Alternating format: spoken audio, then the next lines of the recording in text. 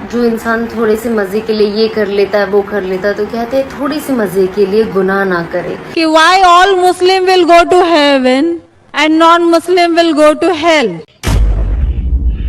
اللہ کی کوئی نافرمانی اگر ہم لے لے تو میں نے تھوڑے سے مزے کے لیے وہ تو کر لیا, لیکن اب وہ تھوڑا سا وقت تو نکل گیا, مزہ بھی چلا گیا, لیکن کیا ہوا, گناہ ہمارے ساتھ رہے. If at all we do good deeds, like if non-Muslim also does good deeds, why they will go to hell? وہ گناہ کیا ہوگا, وہ گناہ ہمارے ساتھ قبر تک جائے گا, وہ آخرت کے دن ہمارے ساتھ حشر کے میدان میں کھڑا ہوگا اور ہمیں کیا کرے گا, جہنم میں چھوڑ کے آئے گا. یہ بالکل صحیح ہے کہ جو عملی طور پہ صحیح مسلمان ہے وہ انشاءاللہ جنت میں جائے گا. بہن نے اچھا سوال پوچھا ہے کہ ان کی ایک سہیلی نے کہا کہ مسلمان آخرت میں جنت میں جائیں گے, غیر مسلم دوزخ میں جائیں گے. مسلم مطلب وہ جو امن حاصل کرتا ہے, اللہ سبحانہ و تعالیٰ کے احکامات کے مطابق چلتا ہے, قرآن اور صحیح حدیث پہ عمل کرتا ہے, اسے کہتے ہیں صحیح مسلم. یہ بالکل صحیح ہے کہ جو عملی طور پہ صحیح مسلمان ہے وہ انشاءاللہ جنت میں جائے گا. لیکن آپ کا سوال تھا کہ جو غیر مسلم اچھے اعمال کرتے ہیں وہ کیوں نہیں جنت میں جائیں گے. بہن, جنت میں جانے کے لیے 4 شرائط ہے. جب میں میرا 10th اسٹینڈرڈ پاس کیا, میں سینٹ پیٹرز اسکول سے فارغ ہوں, جب میں ICSE میں تھا 10ویں میں, میرے ایگزامینیشن میں 6 کمپلسری سبجیکٹس تھے. English, mathematics, science, geography, history, Hindi. 6 subjects compulsory. 6 subjects میں پاس ہونا کمپلسری ہے. اسی طریقے سے انسان کو جنت میں جانے کے لیے 4 شرائط ہے. یہ لکھا ہے سورہ العصر میں, سورہ نمبر 103 آیت نمبر 1 2 3, جس میں اللہ تعالیٰ فرماتے وَالْعَصْرِ إِنَّ الْإِنسَانَ لَفِي خُسْرٍ إِلَّا الَّذِينَ آمَنُوا وَعَمِلُوا الصَّالِحَاتِ وَتَوَاصَوْا بِالْحَقِّ وَتَوَاصَوْا بِالصَّبْرِ. اللہ سبحانہ و تعالیٰ قسم کھا رہے ہے وقت کی, عصر کی, بے شک انسان خسارے میں ہے. صرف وہ لوگ جو 4 چیز میں سفلتا پاتے ہیں وہ لوگ خسارے میں نہیں ہیں. اور یہ 4 چیزیں ایمان, عمل صالحات, وتواصوا بالحق, وتواصوا بالصبر. جس طریقے سے مجھے 10th اسٹینڈرڈ پاس کرنے کے لیے 6 سبجیکٹس میں پاس ہونا کمپلسری ہے. مثال کے طور پہ اگر مجھے mathematics, English, history, geography, science میں 99% مارکس ملتے ہیں, 99%,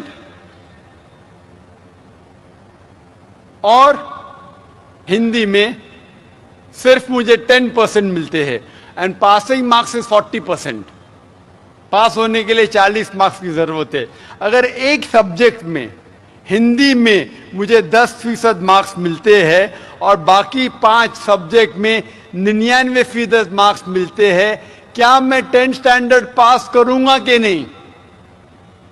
بہن, میں آپ سے پوچھنا چاہتا ہوں, کیا میں 10th اسٹینڈرڈ میں سفلتا پاؤں گا کہ نہیں؟ ایک سبجیکٹ میں 10%, باقی 5 سبجیکٹس میں 99%, کیا میں 10th اسٹینڈرڈ پاس کروں گا کہ نہیں؟ نہیں. کیوں؟ کیونکہ مجھے ہندی میں 10% مارکس ملے, بھلے 99 ملے باقی 5 سبجیکٹ, ہندی میں 10 فیل. اسی طریقے سے جنت میں جانے کے لیے سورہ العصر کے حساب سے 4 چیزیں ضروری ہے. ایمان, عمل صالحات, نیک اعمال جو آپ کہہ رہے, وتواصوا بالحق, لوگوں کو حق کی طرف بلانا, وتواصوا بالصبر, لوگوں کو صبر کی طرف بلانا. 4 چیزیں ضروری ہے. ایک بھی چیز اگر ان 4 میں سے مسنگ ہے, موجود نہیں ہے, اگر آپ ایک بھی چیز میں فیل ہوتے ہیں تو آپ جنت میں نہیں جا سکتے. اگر آپ کہتے کہ آپ اچھے انسان ہیں, اعمال میں آپ بہت اچھے اعمال کرتے ہیں, مان لو آپ کو 99 مارکس ملے اعمال میں, 99, لیکن ایمان میں تو آپ فیل ہے. آپ یہ نہیں مانتے کہ اللہ ایک اور محمد صلی اللہ علیہ وسلم آخری پیغمبر ہے, جو ساری مذہبی کتاب میں لکھا ہے, تو آپ ایمان میں فیل ہے. آپ کتنے بھی نیک کام کرو, 99% ملے, 100% ملے, باقی 3 حصے میں ایمان میں لیکن فیل ہوئے, تو آپ جنت میں نہیں جائیں گے. اسی طریقے سے اگر کوئی انسان نام کا مسلمان ہے, نام کا مسلمان ہے, اچھے اعمال نہیں کرتا ہے, نیک اعمال نہیں کرتا ہے, وتواصوا بالحق, دعوت نہیں دیتا ہے لوگ کو, حق کے راہ پہ نہیں بلاتا ہے, یا لوگ کو صبر کی طرف نہیں بلاتا ہے, صرف نام کا مسلمان ہے, محمد, سلطان, ذاکر, عبداللہ, تو وہ جنت میں نہیں جائے گا. اسے جنت میں جانے کے لیے ایمان, عمل صالحات, وتواصوا بالحق, وتواصوا بالصبر, چاروں چیز کی ضرورت ہے. اسی لیے آپ اعمال کتنے بھی اچھے, اگر ایمان نہیں ہے کہ اللہ ایک ہے اور اللہ کے علاوہ کسی کی عبادت نہیں کرنا چاہیے, اور ایمان نہیں ہے کہ محمد صلی اللہ علیہ وسلم آخری پیغمبر ہے, تو آپ جنت میں کبھی بھی نہیں جائیں گے. بہن, کیا آپ میرے جواب سے سہمت ہے؟ Yes.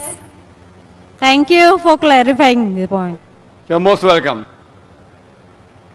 مائک نمبر 2 میں اگر کوئی غیر مسلم بھائی لائن میں ہو, مائک نمبر 2 میں, تو وہ سوال کر سکتے ہیں.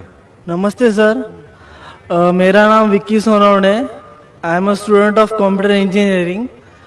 میرا سوال یہ تھا کہ اتنے سالوں سے جو ہمارے ریلیجیس بکس آئے ہمارے پاس, اور ہم لوگ اسٹڈی نہیں کر پا رہے, جو آج آپ نے پروگرام لیا, جو وید گیتا میں سے بتائے ہمیں, آج میں نے ابھی پڑھنا شروع کیا ہے, مگر اتنے سالوں سے کوئی پڑھ رہا کیوں نہیں ہے؟ آپ اس کے اوپر کیا کہنا چاہیں گے؟ بھائی نے اچھا سوال کیا ہے کہ ہم غیر مسلم اپنی مذہبی کتاب پڑھتے ہی نہیں. میری تقریر سننے کے بعد بھائی صاحب نے شروع کیا پڑھنا, تو کیوں نہیں پڑھتے؟ کیونکہ اکثر دیگر مذاہب کے دھرم گرو وہ نہیں چاہتے کہ ان کے مذہب کے ماننے والے اپنی مذہبی کتاب پڑھے. کیوں؟ کیونکہ اگر آپ مذہبی کتاب پڑھیں گے تو یہ دیگر مذاہب کے دھرم گرو کی دکان کیسے چلیں گی؟ آپ سمجھے؟ تو اسی لیے جو قرآن میں لکھا ہے, سب سے بہترین جس طریقے سے غیر مسلمان سے کوئی مسلم بات کر سکتا ہے, وہ سورہ عمران, سورہ نمبر 3, آیت نمبر 64, تعالوا الی کلمۃ سواء بین بینکم, آؤ ہم اس بات کی طرف جو آپ اور ہم میں یکساں ہے. اسی لیے میں جب تقریر کرتا ہوں یکسانیت کے بارے میں کرتا ہوں. میں اختلافی تقریر بھی کر سکتا ہوں, لیکن اس سے کوئی فائدہ نہیں. میں چاہتا ہوں کہ اب حق کی طرف آئے, اور انشاءاللہ میری اگلی تقریر جو اگلے سنیچر ہے وہ ہے کہ خدا کا تصور مختلف مذاہب میں, concept of God in the major world religions. لوگ دھرم گرو یہ نہیں چاہتے کہ ان کے دھرم کے ماننے والے اپنے دھرم کی کتاب پڑھے. اسی لیے میں کہتا ہوں کہ ہندو لوگ جو ہندو ہے, میں نے لاسٹ ٹائم کہا تھا آزاد میدان میں جب لیکچر ہوا تھا 2001 میں, تقریباً 60 سال پہلے, میں نے کہا تھا گورنمنٹ سے کہ گورنمنٹ سنسکرت پہ توجہ دینا چاہیے. ہندوؤں کو کہنا چاہیے سنسکرت پڑھو, اپنی مذہبی کتاب پڑھو, تو آپ خدا کے اور قریب آئیں گے, خدا کے قریب اور آئیں گے, آپ اور ہم میں اور بھائی چارہ بڑھے گا. Hope this answers the question, brother. Thank you, sir.